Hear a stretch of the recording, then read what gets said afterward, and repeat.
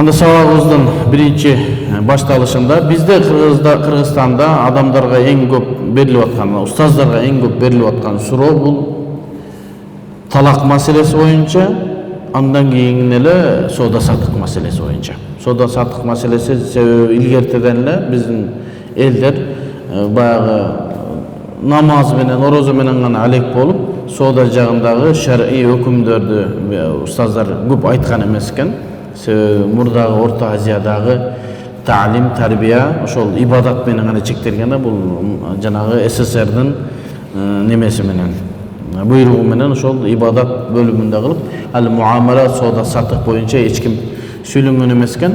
Ошону адамдар азыр эми соода көбөйдү, эгемендүүлүк алгандан кийин бардык адамдар соода саттык менен, анан ошол адамдар кандай кылганда биздин кылган бизнесибиз шариатка ылайык келет деген суроо өтө көп болуп атат. Ошо азыркы мезгилде банктарда мурабаха, мудараба, ижара мунтахия бит тамлик, мудараба башка соодалар кирип, шариаттын жолу менен адамдарга кызмат кылып баштады. Эмне себептен банктар ушул шариаттын талабына ылайык соодаларды өздөрүнө кабыл кылып башташты. Илгери жөн эле процентке акча берип эле арамдык менен иш кылат эле го.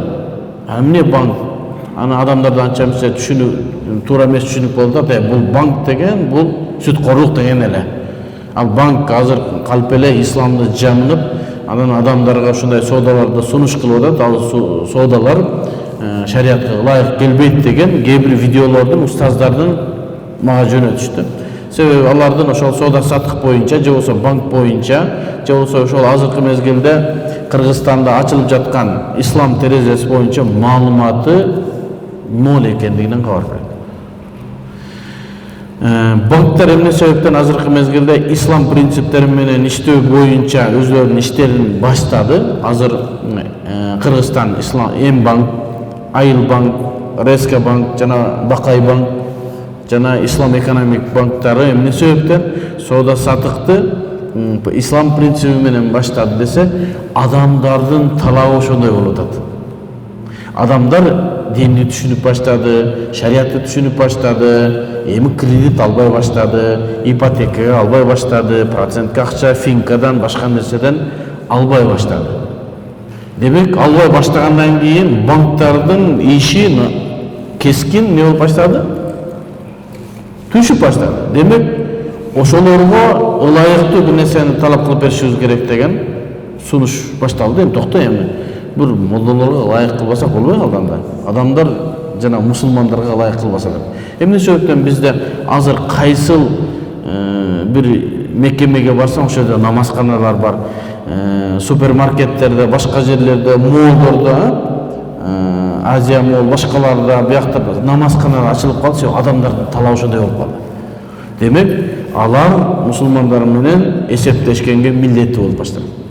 Мисалы үчүн азыр билесиңер, кайсы бир ашканага барсаңыз же чайканага барсаңыз, намазканасы болбосо экинчи ал жерге молдолор барбайт. Себеби көбүнчө шамдан кийин тамак жеген барышат да. Шамды окуп алайлы, анан жамаат менен куптан окуп алайлы десе, намазканасы жок. Ал жерге экинчи барбайт, башка жака барат. Анан ошол чайканалар жок, ошол өзлөрүнүн клиенттерин жоготпош үчүн намазканаларды сонун кылып, кондиционерди жагып, шарт түзүп баштады. Демек, биз ислам менен жашай берсек, ошого карап коом оңолот экен да.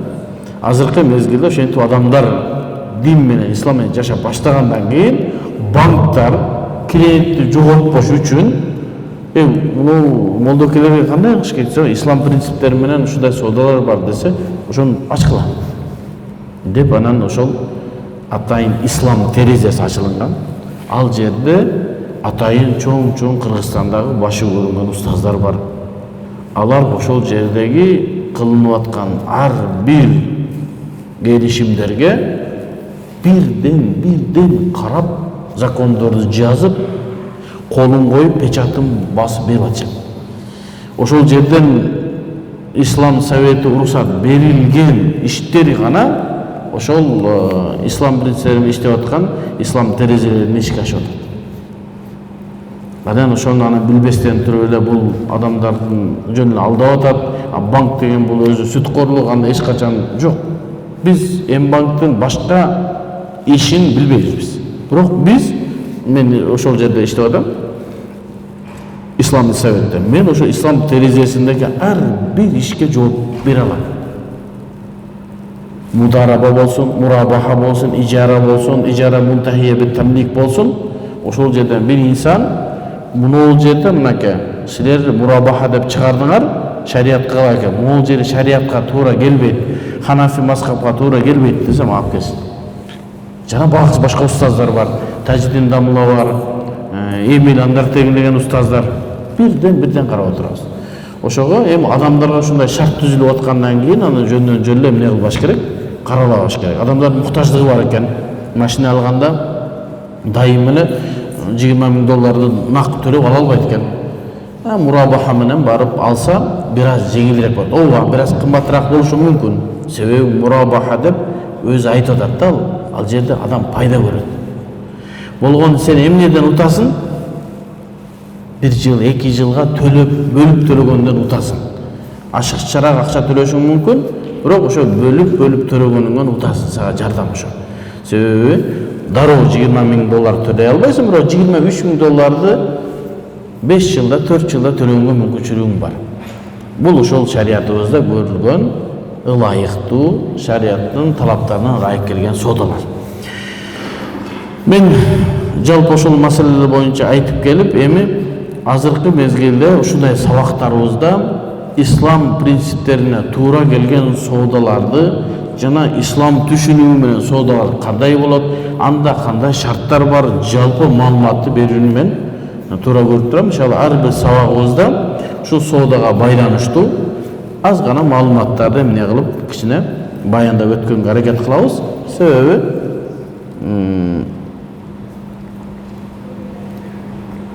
ошентип турсак иншалла элибизге, жерибизге иншалла бир кызмат болот да. Себеби бардыгыбыз ислам принциптерине такай берсек, акыры барып банктар жабылат. Мен силерге ушу ишенич менен айта алам. Гарантия менен айта алам. Эгер адамдар эч ким кредит албай койсун, ислам принциптерине өтөт. Себеби банктар акча табыш үчүн курулган да. Адамдар албай койду. Азыр мисалы үчүн Катар мамлекетинде, Саудия мамлекетинде азыр бардык ушу исламдын немесине өтүп, Малайзияда өтүп жатат. Беркиндей банктардан эч ким акча албай калды. Себеби жанагы айтабыз да, ислам мамлекетин курабыз дегендер. Ислам мамлекетин курба, ислам менен жаша. Жашай берсең, ошентип баары өзү эле биринин артынан бири жакшы жолго, исламдын жолуна түшө берет. Себеби биз ислам мамлекети менен жашаганга эмес, ислам менен жашаганга буйрулганбыз. Ислам менен жашасак биз өзүнөн өзү ошо биз силер айтып аткан нерсе жетиши мүмкүн. Бруней деген бир мамлекет бар, Малайзиянын жакын жеринде. Урлук абсолютно токтоп тур. Адамдардын баары намаз окуйт экен, бүтө хижапта жүрөт экен, сойкулук жок экен. Анан өзүлөрү бүтүп карап туруп эле, мындан бир 15 жылдай мурда, 10 жылдай мурда өзүлөрүн Бруней ислам мамлекетине өзгөртүп алды. Себеби адамдар ислам менен жашап калды да, башка нерсе жок экен. Ошон үчүн адамдарга биз исламды түшүндүрө берели иншалла. Исламды түшүндүрүп, исламга дават кылып, элге түшүндүрө берсек иншалла баары болот. Келечекте азыр атайын ислами предложение ачылды. Жана Насаат медиа окшогончу жалаң ислами маселелер ошол жерде акча алам десең, башка кылам десең ошол менен кылат. Ошол жерге бизге келди, ушул ислами предложениянын ичинде свет төлөсөңүз болот, башкалар болот да. Ошол жерде бирдеме бар экен. Общий банктардачы жанагы интернетте оюндар барго, ошону сатып алса болобу? Анан кредит алган болсо кредитин төлөсө болобу? Ушу предложение биз болбойт дедик. Өчүрүлгөн. Оюн да сатып албайт, башка да сатып албайт. Бул ислами предложение, ислами гана мамилелер болсун бул жерде. Иштей берсек иншалла эмне болот? Жакшы болот. Ошого Адамдарда азыр дээрлик намазды, орозону эми устаздарыбыз айта берип, азыр любой намаз окуган адамдан сурасаң, алым болуп калган азырчы. Себеби ушундай кайталап кетет. Орозон намаз.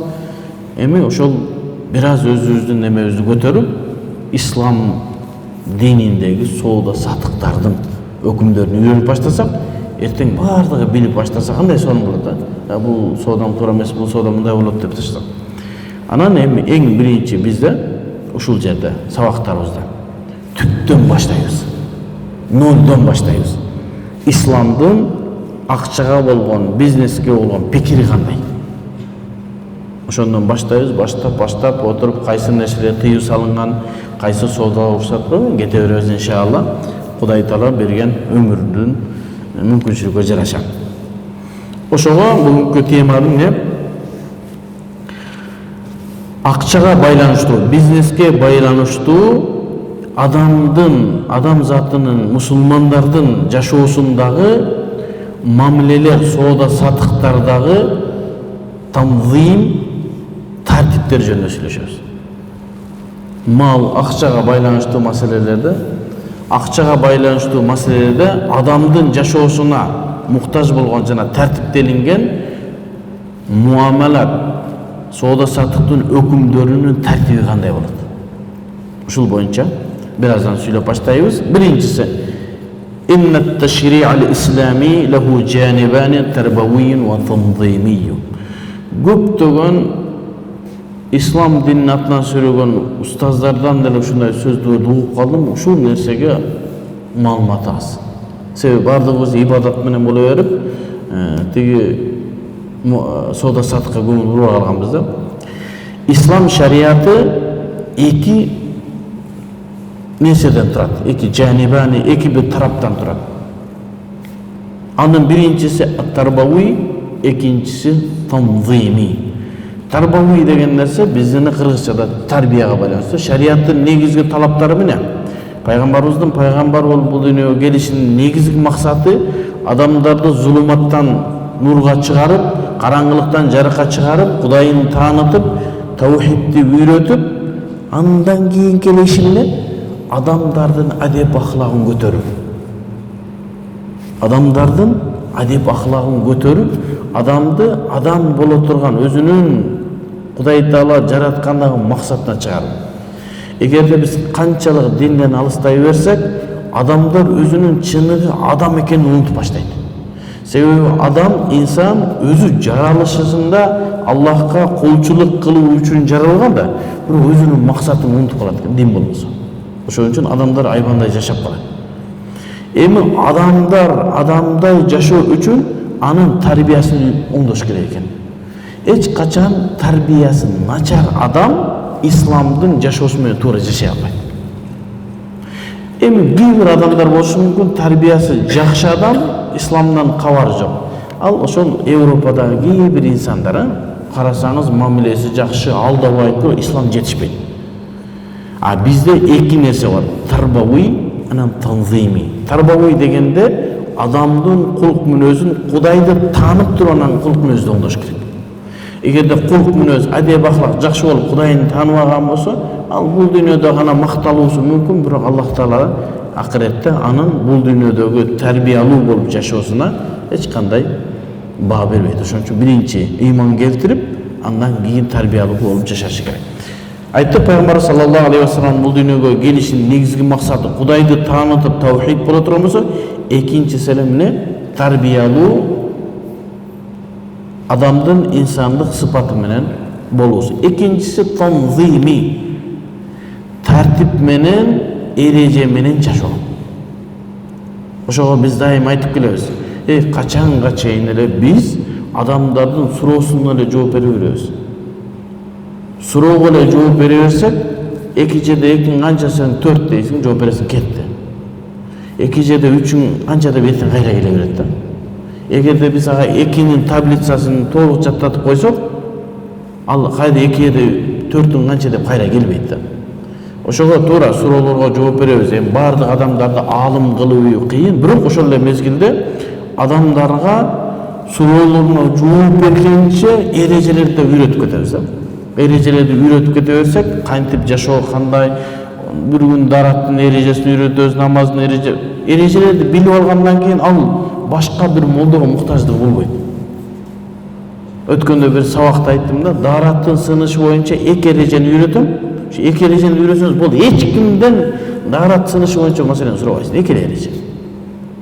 Ушул 2 эрежени сурабасак, өмүрүбүз өткүчөңдө бирок дарат сындыбы, сынбадыбы өтүп жүрөбүз. Демек, экинчиси ат-танзими, эрежелерге, тартиптерге, кайдаларга түзүлгөн исламдын экинчи тарабы. Биринчиси ибадат болуна, намаз, орозо, экинчиси танзими менен соода сатыкка байланыштуу. Ошого исламдын 2 жаны бар.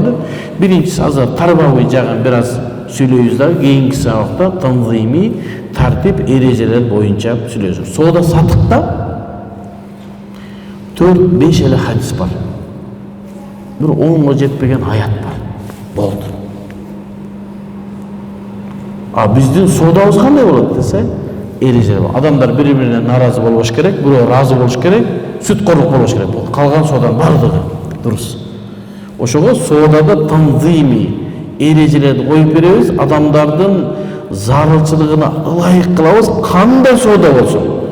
Болгону ортосунда низа, бири-бирине болгон душмандык, талаш тартыш, наразычылык болбосун.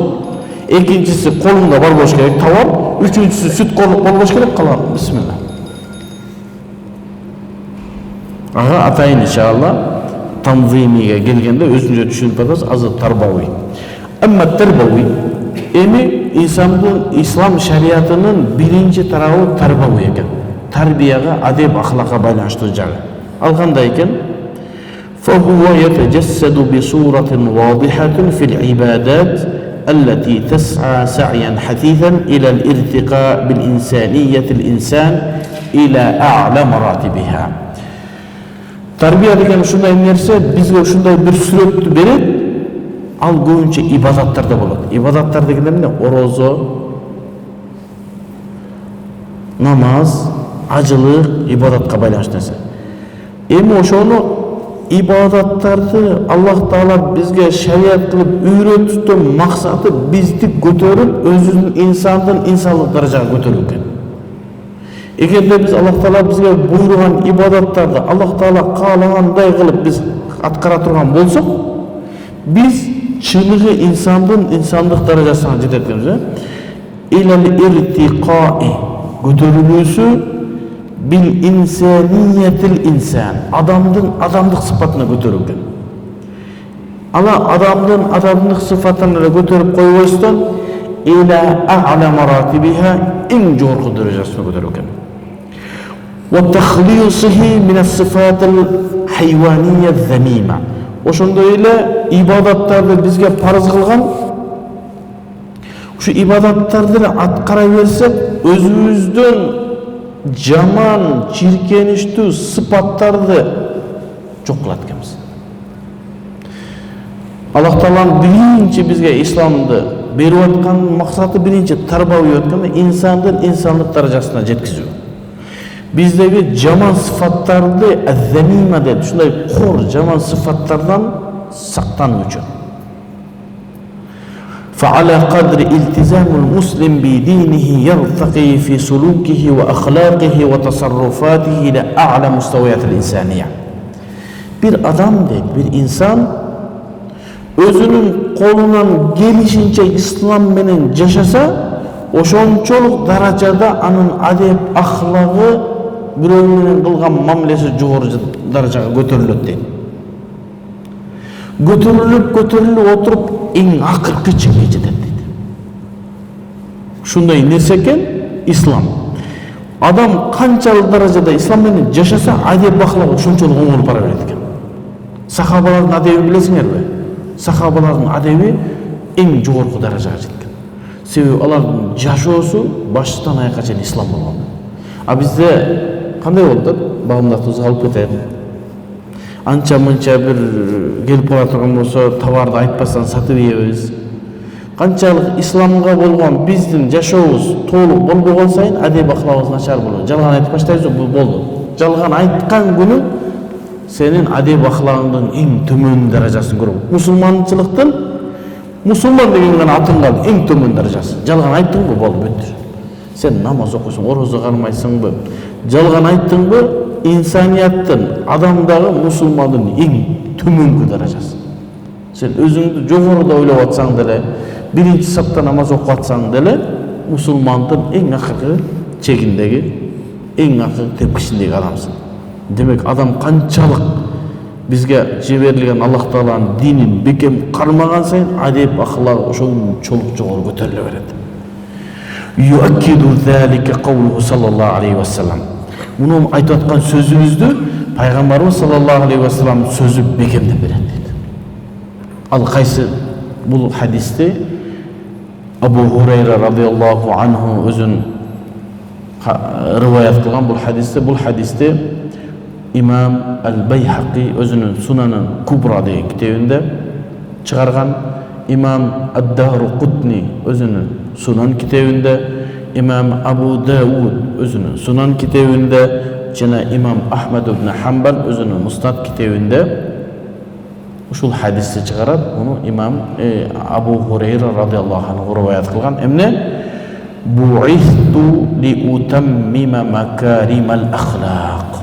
Башка бир риваятта ли утаммима салихил ахлaq.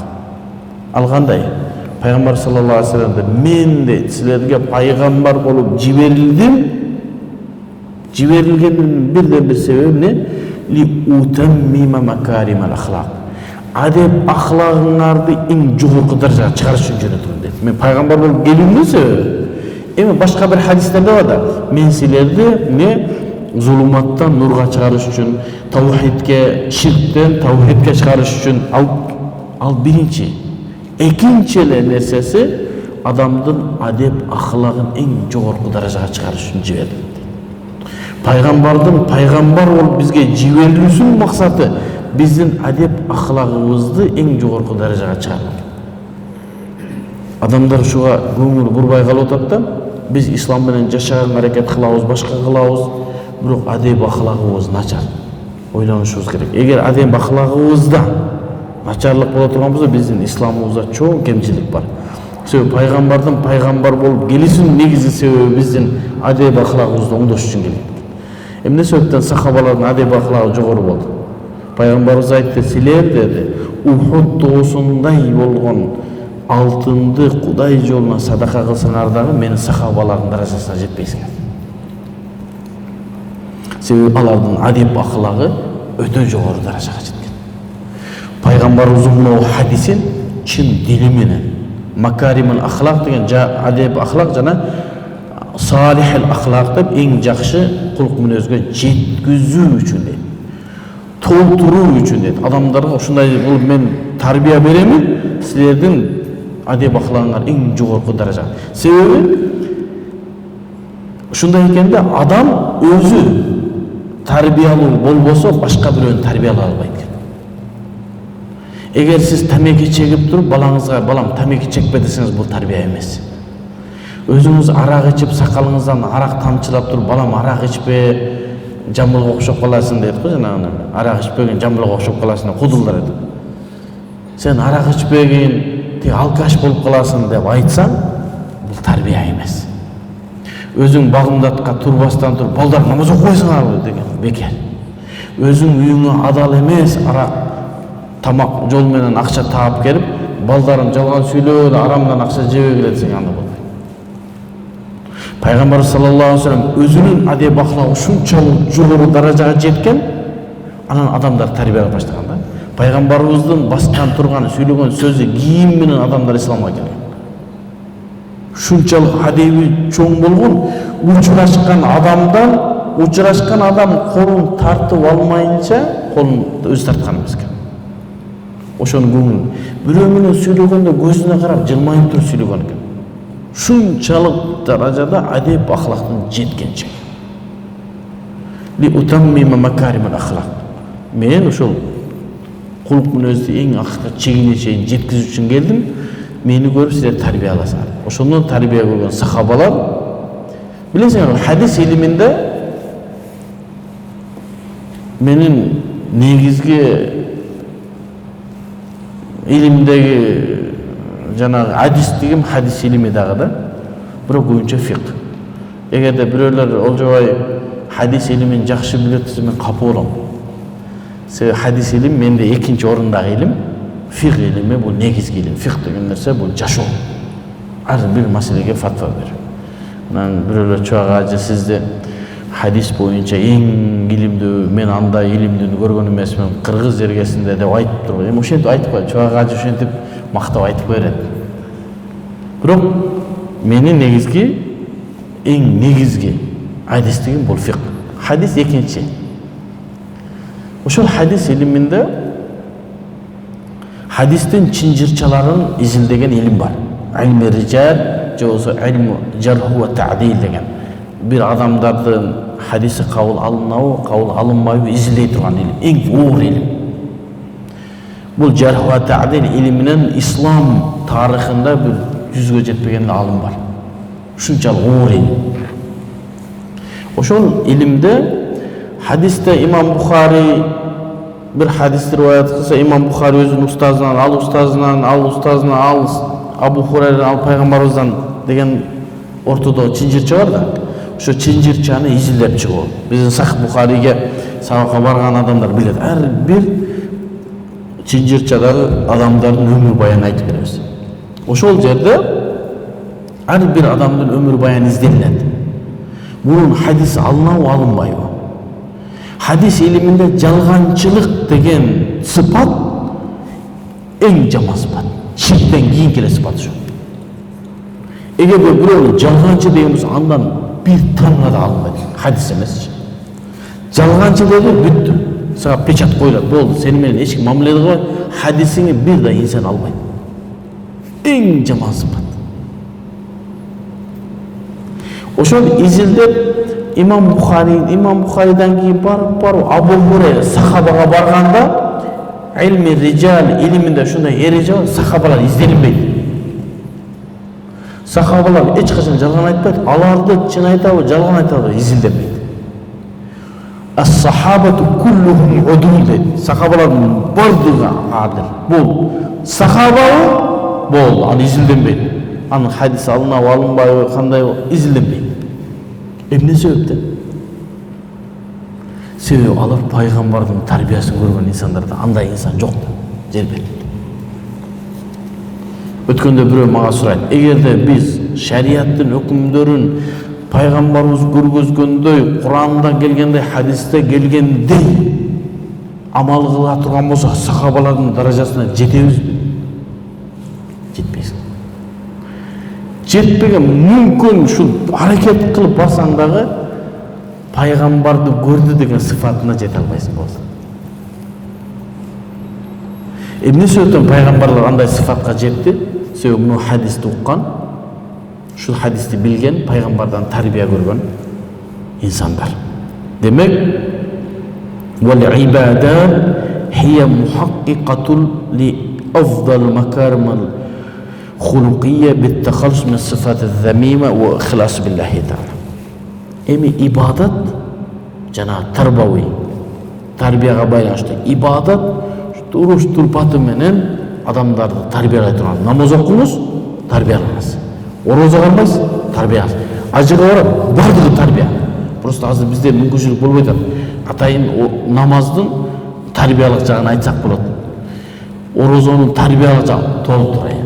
Acılıktın terbiyalık canı söz yok. Bir ele misal.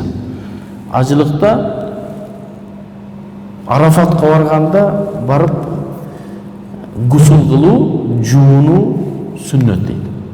Arafat'ta olsun. Nege desen? Issıkta жүрөсүң, tercihten atıp adamlarga ziyan berbe köpçülük toптолгон жерде. Bir ele. Kıynalıp жүрөсүң, очередь кезекте жана душка түшкөнгө жок. Сүннет аткарсаң, адамдарга тарбиялык мааниsin караңыз, ажылыктын. Демек, исламдын биринчи тарабы бул тарбиялык экен, бул ибадатка байланыштуу маселе. Мен азыр убактыбыз келип калды, дагы башка айта турган менин сөздөрүм көп эле. Эмкиде иншалла ат-танзими тартип эрежелер боюнча өтөбүз. Соода сатык ошондой. Жалаң тартип, эреже, шарт. Ушулар менен. Буга айттыңбы, мен муну сага машинаны сатам дедиңби? Болду, у адамга турсак болду. Саткандан кийин айнып кеттиңби? Эрежелер бар. Муну эрежелер табылса машинаны кайтарып берет, болсо кайтарып бербейт. Баардыгы эреже. Иншалла кийинки сабактарыбызда жаныбы танзими фит ташри' шарият өкүмдөрүндөгү тартип жана эрежелерге байланыштуу. Эми сөйтүп муну айттым, соода сатык бизде. Бул эмне танзими эрежеге байланыштуу нерселер, эми ибадаттарыбыз бул